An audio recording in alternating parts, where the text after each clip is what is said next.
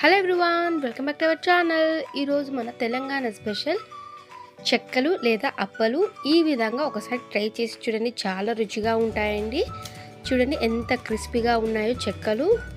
ఈ తీరులో ఒకసారి ట్రై చేసి చూడండి, చాలా చాలా టేస్టీగా వస్తాయండి.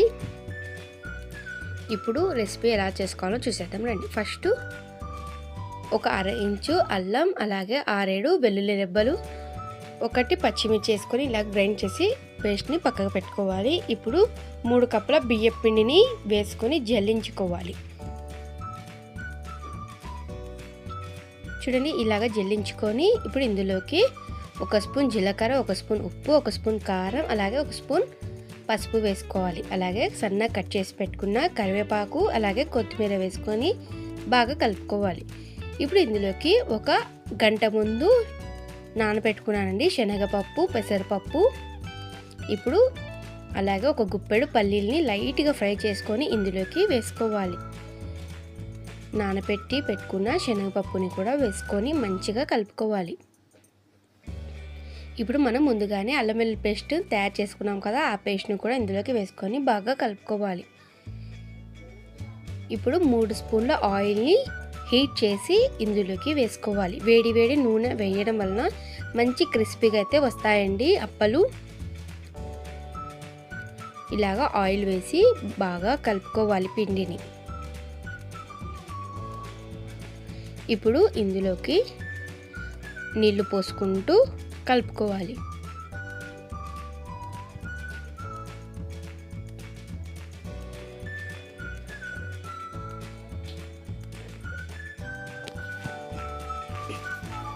చూడండి ఇలాగా పిండిని బాగా కలుపుకోవాలి. చూడండి పిండి బాగా కలుపుకున్నాక ఇప్పుడు కవర్ తీసుకొని ఇలాగా కట్ చేసి పెట్టుకున్నానండి. కవర్ని పైన 1 కవర్, కింద 1 కవర్ పెట్టుకొని ఆయిల్ రాసుకొని కవర్కి పిండి ముద్ద తీసుకొని వీడియోలో చూపిస్తున్న విధంగా ఒత్తుకోవాలి. ఇలాగా పిండి ముద్దని అప్పల్లాగా చేసుకోవాలి.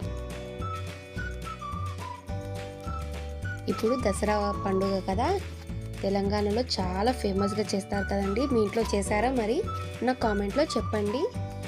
చూడండి ఇవాళైతే మేము వీటిని చేసుకున్నామండి. ఇప్పుడు డీప్ ఫ్రైకి ఆయిల్ పెట్టుకుని ఆయిల్ హీట్ అయిన తర్వాత చెక్కలని వేసుకోవాలి. వేసుకొని 2 వైపులా బాగా క్రిస్పీగా కాలనివ్వాలి.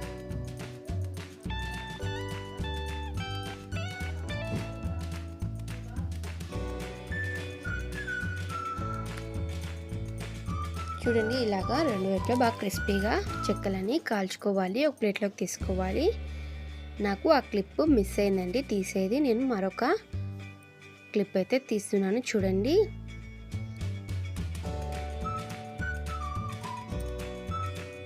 వీడియో చూస్తున్నారు కానీ సబ్స్క్రైబ్ మాత్రం చేయడం లేదు. ప్లీజ్ మన ఛానల్ని కొంచెం సపోర్ట్ చేయండి. చూసేవారందరూ మీరు సపోర్ట్ చేస్తే మరికొన్ని వీడియో చేయడానికి నాకు మంచి మోటివేషన్ లాగా ఉంటుందండి.